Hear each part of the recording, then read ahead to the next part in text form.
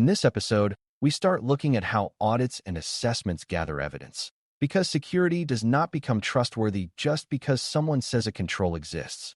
An audit needs information it can review, compare, test, and explain.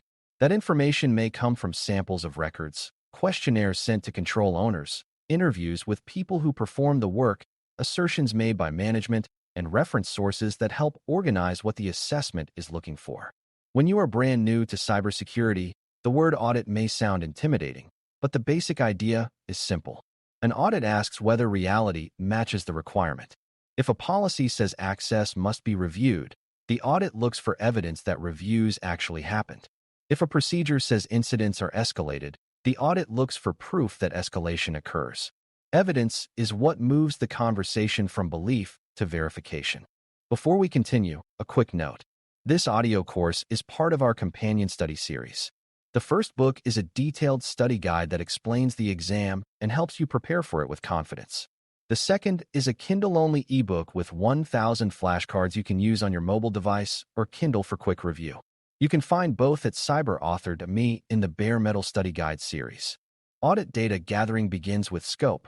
Before anyone collects evidence, the assessment needs to know what it is reviewing and why. The scope might be a system, a department, a process, a vendor relationship, a regulation, a security control set, or a time period. Without scope, evidence collection can become scattered and unfair. You could ask for hundreds of records and still not answer the real question. A clear scope helps decide which people to interview, which documents to request, which systems to examine, and which samples to select. It also helps keep the audit from growing endlessly. For example, an assessment of account termination may focus on employees who left during a specific period and whether their access was removed on time. That is much more useful than vaguely asking whether access management seems good. Sampling is used when reviewing every single item would be too expensive, too slow, or unnecessary. Instead of examining every account, every ticket, every change record, or every training record, the auditor selects a portion and reviews that sample. The sample should be chosen in a way that supports the purpose of the audit. Sometimes samples are random, which helps reduce bias. Sometimes they are judgmental, which means the auditor chooses items that seem especially relevant, such as high-risk users, privileged accounts, critical systems, or recent incidents. Sampling does not prove that every item is perfect. It gives a reasonable view of whether the process is working. If a sample shows repeated failures, the auditor may expand the review or conclude that the control is not operating effectively. Sampling helps make large environments reviewable. Good sampling depends on understanding the population being sampled. The population is the complete group of items that could be selected. If the audit is reviewing terminated employee access, the population might be all employees who left during a certain time period. If the audit is reviewing firewall change approvals, the population might be all firewall changes during a quarter. If the population is wrong, the sample will be weak. Imagine trying to review access removals, but receiving only a list of people from one department when the organization has many departments. The sample may look clean while the real risk is hiding elsewhere. This is why data quality matters during audit work. The auditor needs confidence that the list of items is complete enough to support the review. Strong evidence begins with knowing what universe of records is being examined. Questionnaires are another common way to gather audit data. A questionnaire asks structured questions so the auditor can collect consistent information from different people, teams, systems, or vendors. It may ask whether a control exists, who owns it, how often it is performed, what evidence is retained, what tools support it, and whether exceptions are allowed. Questionnaires are useful because they save time and create a record of responses. They are especially common when reviewing many teams or third parties. The risk is that people may answer based on what they believe should happen instead of what actually happens. A team may say access is reviewed quarterly, but the evidence may show the last review was incomplete or never approved. A questionnaire is a starting point. It should be supported by documents, records, screenshots, logs, tickets, or interviews when the risk is important. A strong questionnaire uses plain questions and avoids traps. The goal is not to confuse the person answering. The goal is to understand the process accurately. Questions should be specific enough to produce useful answers. Asking whether security is managed well is too broad. Asking who approves privileged access, how approval is recorded, and how often privileged access is reviewed is much clearer. Good questionnaires also leave room for explanation. A yes or no answer may not capture reality when a process is partly manual, changing, or different across systems. For a new security professional, it helps to read questionnaire responses with a careful mind. Do not assume that a confident answer is enough. Ask what evidence would show the answer is true. The evidence is what turns a response into something the audit can rely on. Interviews help auditors understand how processes work in real life. Documents may say one thing, but people who perform the work can explain what actually happens when requests arrive, systems fail, alerts trigger, or exceptions appear. Interviews are especially useful for understanding responsibility, judgment, escalation, and informal workarounds. A policy may say all changes require approval, but an interview may reveal that emergency changes are sometimes approved after the fact. That may be acceptable if documented and controlled, or it may reveal a weakness. Interviews also help identify missing evidence. A control owner might explain that evidence exists in a ticketing system, while another person might explain that a report is produced but not retained. The interview does not replace written proof, but it gives context that helps the auditor know what to request and how to interpret what is found.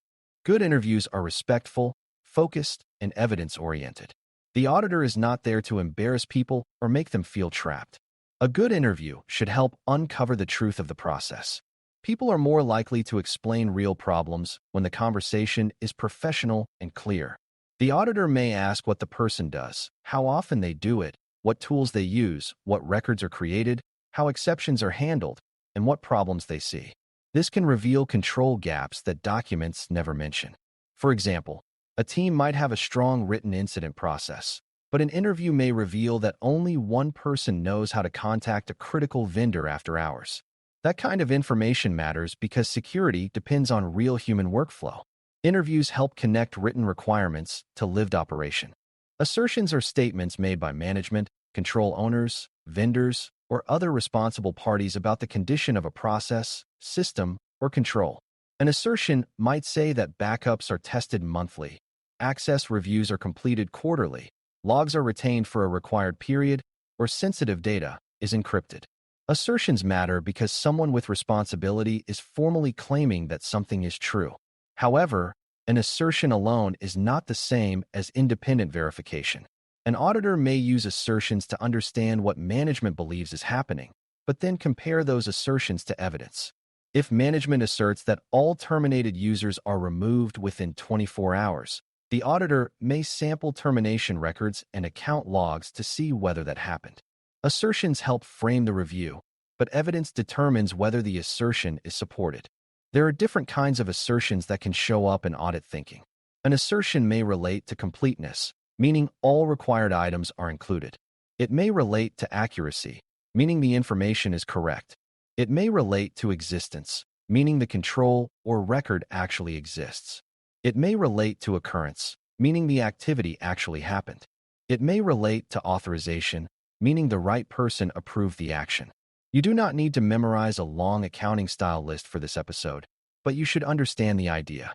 Assertions are claims that need support. If a report claims every privileged account was reviewed, the auditor may ask whether the report includes all privileged accounts, whether the review happened during the required period, whether exceptions were handled, and whether approval was recorded. That turns a general claim into testable evidence. Reference sources help auditors and assessors decide what to look for and how to organize findings. One well-known source is MITRE Adversarial Tactics, Techniques, and Common Knowledge, ATT&CK. It organizes common attacker behaviors into tactics and techniques, which helps security teams think about how real intrusions unfold. Another reference source is the cyber kill chain, which describes stages an attacker may move through, from early preparation through actions on objectives. The diamond model is another way to analyze cyber events by looking at the relationship among adversary, capability, infrastructure, and victim. These sources are not audit evidence by themselves. They are frameworks that help assessors ask better questions, map observations, and understand whether defenses and detections cover realistic attacker behavior. They help turn scattered security details into a more organized view of risk. Using reference sources wisely means understanding their purpose and their limits. ATT&CK can help an assessment ask whether monitoring covers credential theft, persistence, lateral movement, or command and control activity. The cyber kill chain can help show where controls may detect or disrupt an attack path. The diamond model can help analysts connect what happened, who may have acted, what capability was used, what infrastructure supported the activity, and who was targeted. These models can strengthen audit and assessment work because they keep the review from focusing only on checkboxes. Still, they should not be forced into every situation. A privacy retention audit may not need an attacker behavior framework. A detection engineering review might benefit from one. Good assessors choose reference sources that fit the question being asked. Audit evidence should be relevant, reliable, and sufficient. Relevant evidence answers the question being asked. Reliable evidence comes from a trustworthy source and has not been casually altered. Sufficient evidence means there is enough information to support a conclusion. A single interview may be relevant, but not sufficient for a high-risk control. A system-generated log may be more reliable than a memory-based answer, but it still needs to cover the right time period and the right system.